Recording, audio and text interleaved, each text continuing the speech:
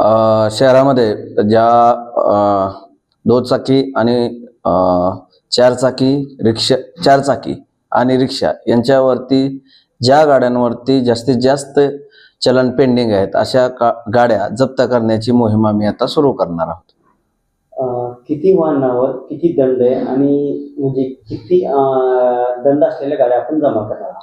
याच्यामध्ये 5 पेक्षा जास्त चलन ज्या गाड्यांवरती आहे किंवा 10 पेक्षा जास्त चलन ज्या गाड्यावरती आहे अशा प्रायोरिटींनी आणि ज्यांच्यावरती वर्षानुवर्षे दंड प्रलंबित आहेत पण तो दंड भरला जात नाही अशा गाड्यांवरती आम्ही जप्तीची कारवाई आता सुरू करणार आहोत.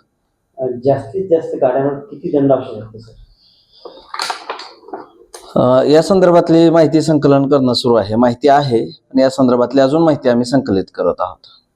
नागरिकांना काय आवाहन करणार वाहन चालकांना लवकरात लवकर दंड भरून घ्यावा की जेणेकरून आपली गाडी ही जप्त होणार नाही आणि आपली गैरसोय होणार नाही. तसेच सध्या रस्ता सुरक्षा महिना सुरू असून सर्व वाहन चालकांना मी आवाहन करतो की आपण वाहतुकीच्या नियमांचं पालन करावं आणि स्वतःचं आणि आपल्या कुटुंबियांचं जीव धोक्यात येणार नाही याकरिता व इतरांचा जीव धोक्यात येणार नाही याकरिता सर्वांनी ट्रॅफिक नियमांचं पालन करावं असं मी आवाहन करतो.